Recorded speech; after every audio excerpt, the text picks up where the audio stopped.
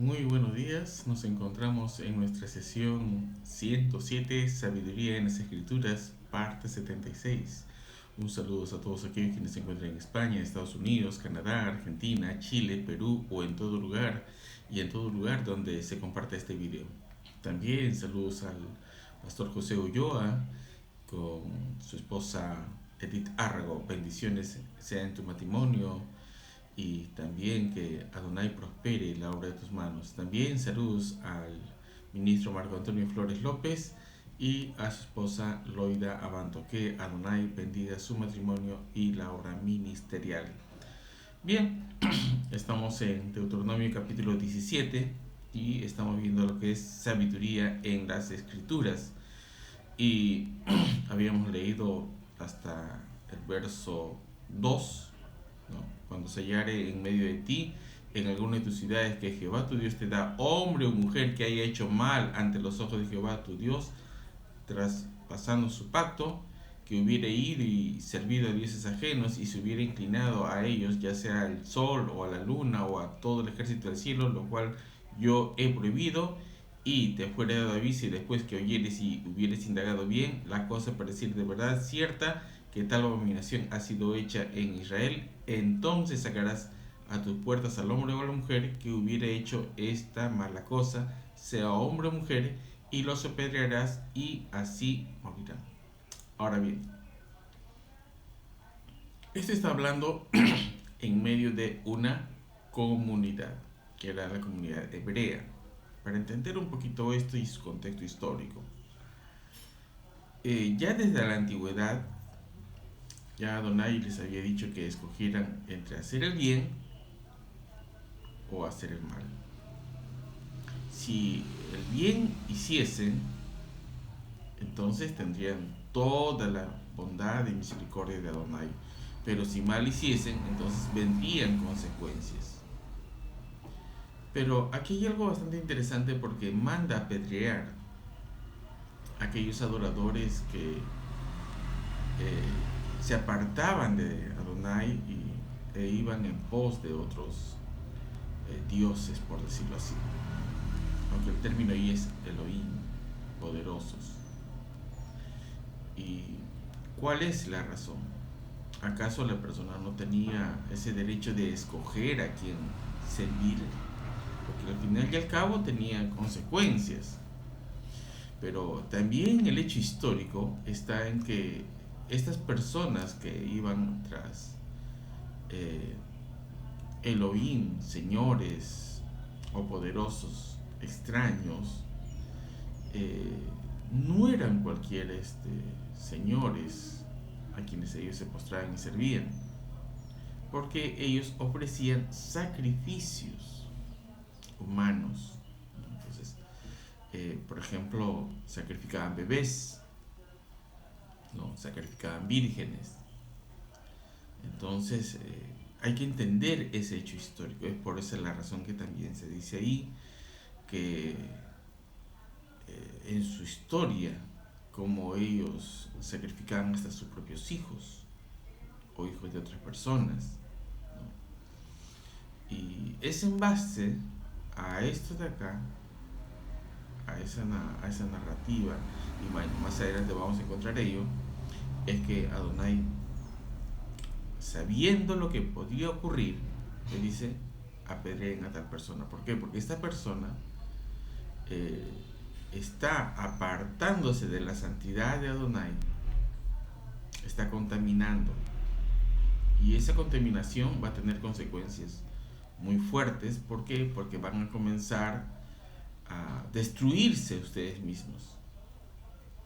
Porque ustedes, al permitir a estas personas, van a estar permitiendo que se maten sus niños, sus bebés, sus vírgenes.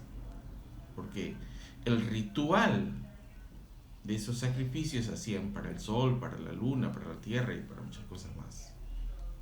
Entonces hay que entender este hecho histórico. O sea, no es por el mero hecho de que te apartas, sino que ello tiene consecuencias. Y por lo general estas personas hacían estos ritos para tener poder, dominio, para poder esclavizar. Entonces, no se conformaban. Es más, las guerras surgían con el ámbito de esclavizar, muy distinto. Era pues hacer justicia. Entonces, inclusive cuando Adonai manda sobre la liberación de esclavos, que 6 años trabajarán y el séptimo tenían que dejarlo libre, es que la intención de Adonai es que se les deje libres. Hay que ver todo esto en sus contextos. Bien, vamos a seguir entonces adelante. Entonces no es por el mero hecho de que se han apartado, sino que estos contaminan. ¿A qué contaminan? A que tú te apartes de hacer lo correcto y haces lo malo y destruye. Entonces hay que entenderlo eso. No es el mero hecho de ir y juzgar y decir qué malo es Adonai que no me permite que yo adore. No, es que el hecho está que contamina. Y va a contaminar hasta con la muerte. Eso hay que entenderlo. Bien, entonces hay que entender de que no solamente contaminaban en lo que ellos iban a hacer, sino que también en que Adonai ya te había previsto en que tú, apartándote de Adonai, ibas a tener consecuencias de muerte. O sea, es un doble aspecto. El primero es que, el más extremo, por decirlo así, es que vas a ser contaminado en la matanza de tus propios niños, de tus propios bebés. Pero lo segundo, tú al apartarte de Adonai, vas a tener consecuencias de muerte. Son dos aspectos. Entonces, uno es por la cultura, pero otro es en base a tu relación directa con Adonai.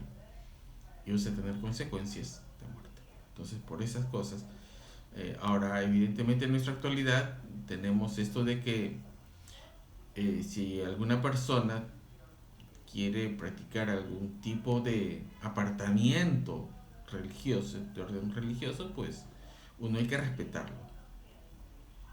Pero en aquel entonces no era así.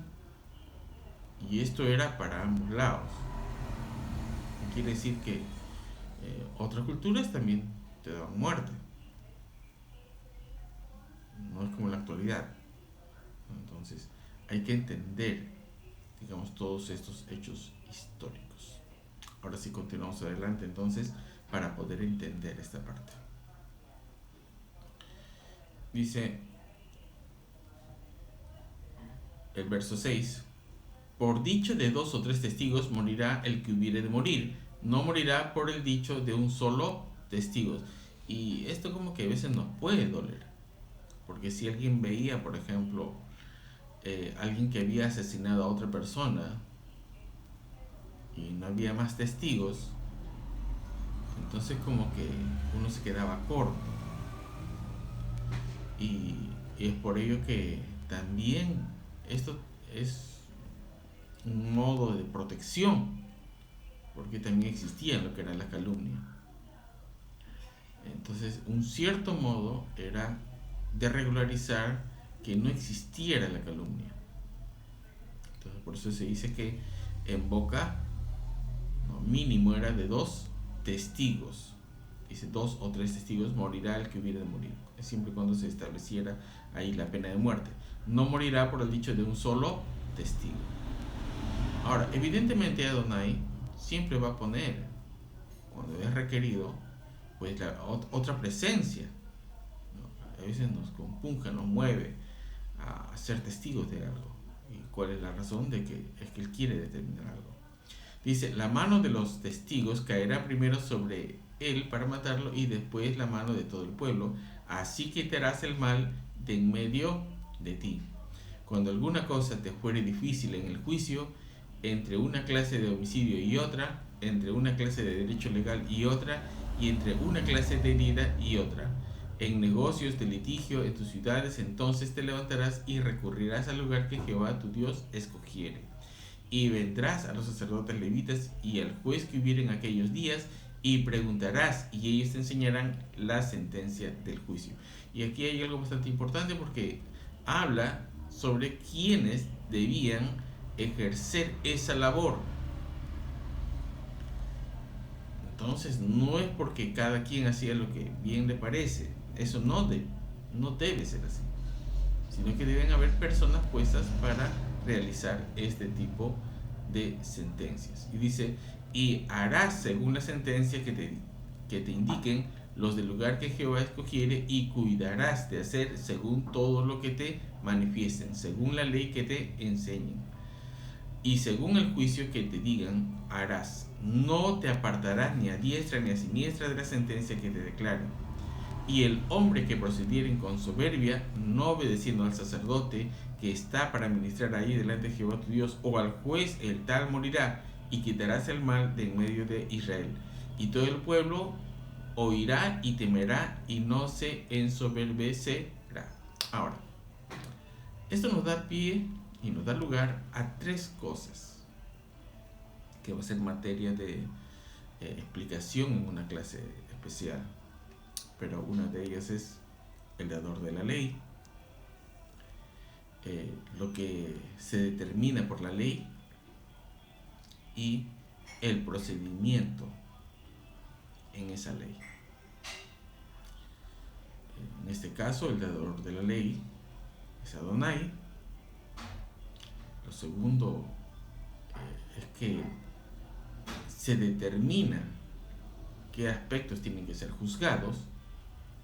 Y tercero, cómo se debe de realizar ese proceso. Y a estos tres aspectos, cada uno independiente una de otra, es una clase de ley. Esto es importante y esto va a ser tratado en una sesión muy especial. Bendiciones, Shalom, Emunah.